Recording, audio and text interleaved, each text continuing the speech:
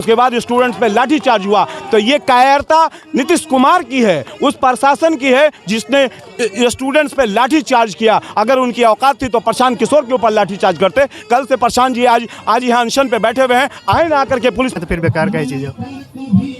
अनशन लगातार कितना?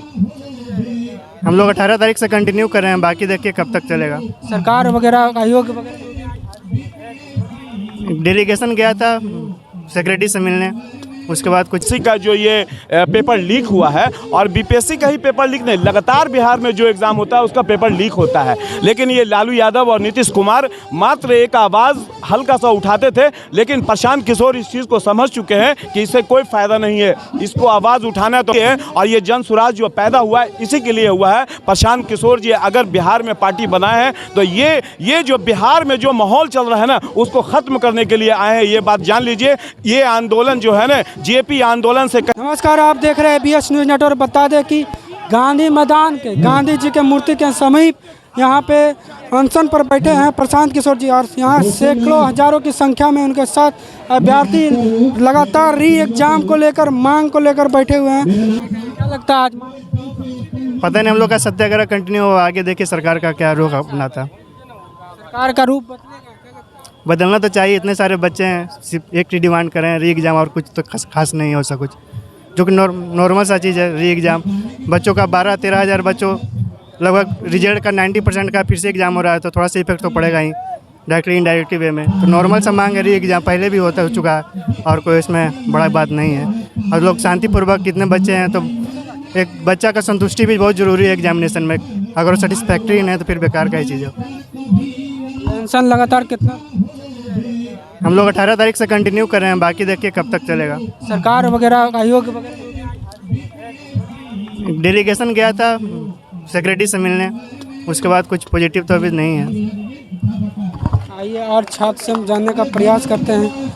क्या लगता है सर, ये आज जो अनशन प्रशांत किशोर जी बैठे हुए हैं छात्र के हित में, क्या लगता है ये सरकार ये सुनेगी, आयोग सुन रही है? सर देखिए, छात्र का जो मांग है सो सर बहुत जायज मांग है, और छात्र को जो है सो ये तो करना ही पड़ेगा ना। छात्र अपने हक के लिए जो है सो लड़ाई लड़ते हैं, अपना अधिकार के लिए लड़ते हैं, और उनको जो है सो एवज में लाठी डंडा मिलता है। सरकार को जो है सो रोजगार देने के बदला जो है सो लाठी डंडा से स्वागत किया जाता है। इस तरह जो है सो नहीं करना चाहिए सरकार को। ये जो 17वीं परीक्षा जो हुआ है बीपीएससी का, इसमें जो धांधली हुआ है, इसको फिर से पुनर्विचार करके जो है सो ये कराया जाए। इस तरह से जो है सो सरकार को नहीं करना चाहिए। छात्र के साथ जो हुआ है सो बहुत ही नाजायज हुआ है।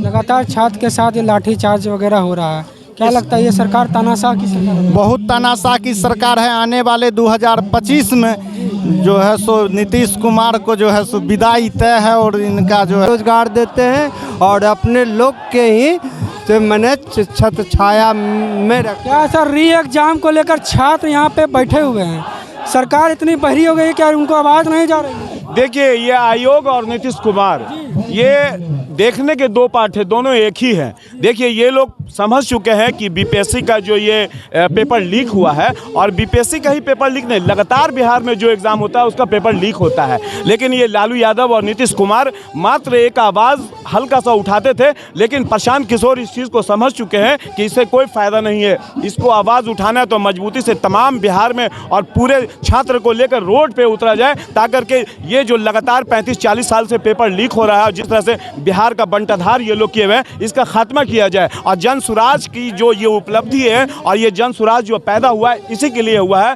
प्रशांत किशोर जी अगर बिहार में पार्टी बनाए हैं तो ये जो बिहार में जो माहौल चल रहा है ना, उसको ख़त्म करने के लिए आए हैं। ये बात जान लीजिए। ये आंदोलन जो है ना, जेपी आंदोलन से कहीं कम नहीं होगा, ये बात आप जान लीजिए। और स्टूडेंट्स को एग्ज़ाम ने इस बार इसको ज़रूर इसको जस्टिफिकेशन मिलेगा। तमाम छात्र जिस तरह से रोड पे आए हुए हैं, जिस तरह से नीतीश कुमार के प्रशासन और पदाधिकारी लाठी चला रहे हैं, और जिस तरह से मार रहे हैं हमारे स्टूडेंट्स को, जो हमारे पूरे हिंदुस्तान के मुस्तकबिल हैं, ये बात आप समझ लीजिए। और उनके साथ जिस तरह से अन्याय किया जाता है, ना रोज़गार मिल रहा है, ना यहाँ पे कोई प्लान रुक रहा है। अब बिहार की स्थिति दिन ब दिन ख़राब है मेरे भाई। इसलिए इस बार नीतीश कुमार और तमाम बिहार के जो पुराने पार्टी हैं, आप देखिएगा 2025 में सफाया होगा। और ये री एग्ज़ाम माननीय नीतीश कुमार अगर नहीं भी लेते हैं तो तमाम बिहार में एक मैसेज जा रहा है कि एक ऐसी पार्टी का उदय हो चुका है जो ये पुरानी पार्टियां जो हैं अब स्टूडेंट्स का इस्तेमाल नहीं कर सकती हैं। आप देखेंगे प्रशांत किशोर पर आरोप ये भी लगा था कि वो सब स्टूडेंट को आगे करके खुद निकल गए थे। आप देखें 9 से 10 दिन लगातार गर्दनी बाग के किनारे जगह पे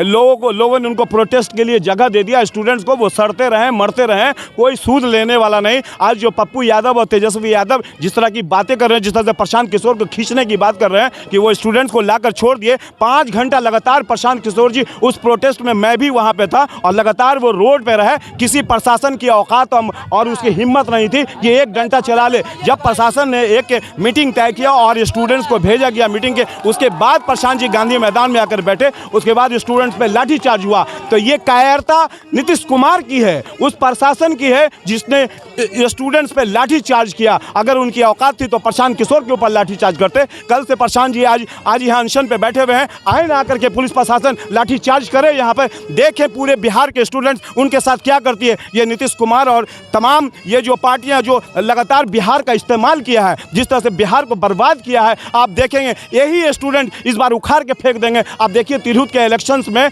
टीचर ने इनको उखाड़ के फेंक दिया। 4थे पोजीशन पे नीतीश जी चले गए, 3रे पोजीशन पर आरजेडी चली गई। तो इस बार जो 2025 का इलेक्शंस होगा, यही स्टूडेंट्स हमारे इनको उखाड़ करके फेंकेंगे और एक नई सरकार, बेहतर सरकार आएगी जो बिहार को डेवलप करेगी। ये बात आप जान लीजिए।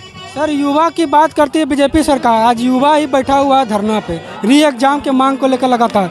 क्या लगता है सबका साथ सबका विकास देने वाली बीजेपी सरकार आज आवाज़ नहीं सुन रही युवा की? ये सरकार की घोषणा बेईमानी है, ये भ्रष्टाचारी व्यभिचारियों की सरकार है और ऐसे सरकार को निर्मूल उखाड़ कर फेंक देना चाहिए। ये हम सभी बिहार वासियों की जिम्मेदारी है और इस जिम्मेदारी का निर्वहन करने के लिए हमारे माननीय नेता प्रशांत किशोर जी आज कल से धरना पर बैठे हुए हैं, आमरण अनशन पर बैठे हुए हैं। और ये हक हुकूक की लड़ाई है और इस लड़ाई में आप तमाम युवा साथियों के साथ साथ तमाम पत्रकार बंधुओं का मैं आह्वान करता हूं कि आप इस लड़ाई में भागीदारी बनिए और स्वच्छ और भ्रष्टाचार मुक्त जो है बिहार का निर्माण कीजिए। इसमें आप सबों की भूमिका भी प्रमुख होगी। धन्यवाद। लगता है 2025 में पलट जाएगा क्या बाजी इस तरह स्टूडेंट का जो रवैया रहा है? जो स्थिति सरकार की है, भ्रष्टाचारियों ने जो बिहार को आक्रांत कर रखा है, इसको दूर करने के लिए अभी सभी बिहारी जो है, हम बिहारवासी एकत्रित हुए हैं और इस एकता के कारण जो है ये तय है कि अगले विधानसभा चुनाव में 2025 के विधानसभा चुनाव में बिहार में जो है जन सुराज की सहभागिता से सरकार बनेगी। धन्यवाद।